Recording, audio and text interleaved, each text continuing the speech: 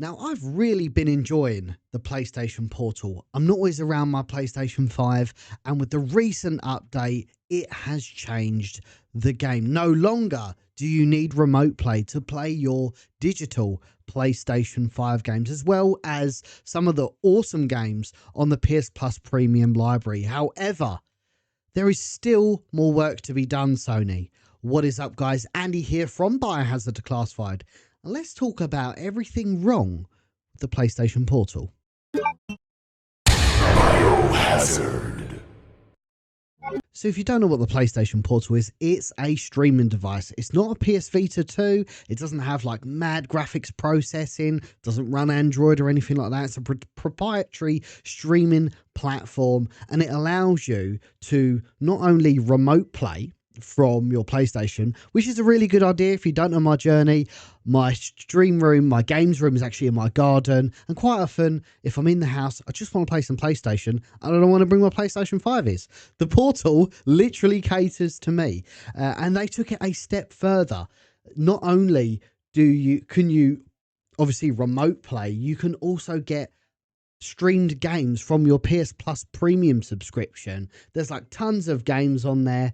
Insurgency, Grand Theft Auto. They've even got some of the old Resident Evil games that they've ported to PS5 recently. There you go. That is the original PlayStation 1 version of Resident Evil 3 that they've ported to the PlayStation 5. And I can play that. I don't need to even have the PS5 turned on. I can literally just stream it from my PS Plus Premium subscription. And they took it a step further. You can now stream some of your digital games. So, for example, I've got Resident Evil 4 here. I can stream that to this device. I don't even have to have my PlayStation 5 on. This is just streamed from a server somewhere, and I can play it. There's very little latency. Admittedly, I do have gigabit internet. That plays a little bit of a factor into it. Highly recommend you get good internet. But yeah, it's a great platform and highly recommend that side of it. They recently come out with an update, as I said, to have this brand new stream your digital PlayStation 5 games on here. And then I noticed something. Let me elaborate a little bit more. So I'm looking through my stream games in your library section, and I can't see any of my PlayStation 4 games that are in my digital library. And indeed, I purchased Crisis Remastered, albeit I was going to play it on remote play anyway. It's not a problem. But I couldn't see it in my library. And I just thought, that's a bit of a shame. So it's only select PS5 games which will appear in your library and no PS4 games. And there's something else which I then discovered on top of that when I logged into the PlayStation Plus PC app, which is how I used to play it before I had the Portal. So let me quickly show you this.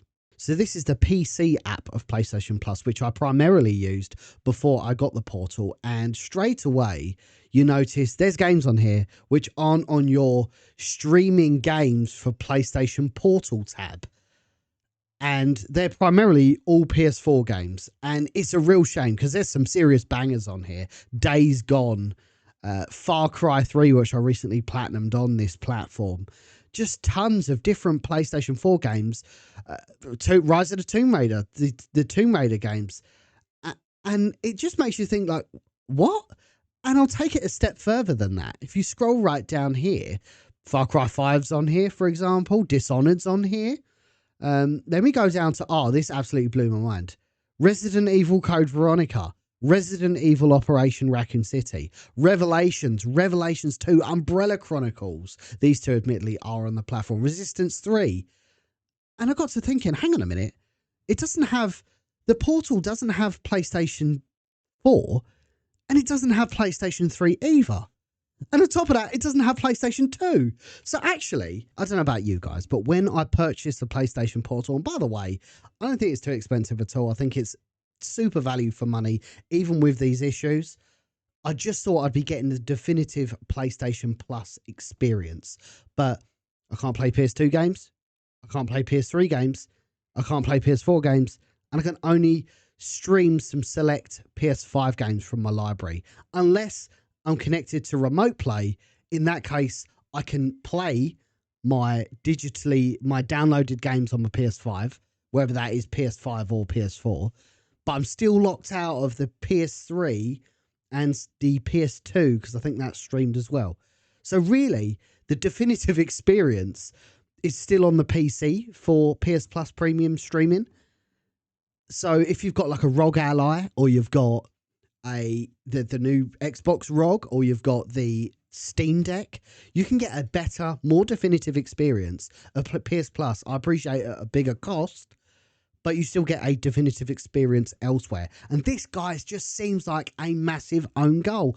Again, I appreciate I may be being naive in this, but I just thought you could just go on here, click your stream game, doesn't matter what platform it's on, it's all streamed at the end of the day. Why does it matter?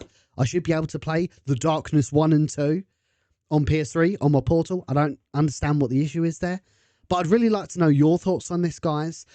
I want this to be like a little bit of an educational video, for use of a better term, for other people that are looking to get the portal, that yes, amazing pros, but some really brutal cons. Yes, you can play remote play to your heart's content on this. Really recommend it. And the library that it does have on here for the PS Plus Premium is exceptional. You're just not getting everything that's on PlayStation Plus. Let me know your thoughts in the chat, guys. I really appreciate you jumping into this video, and hopefully we'll see you in the next one.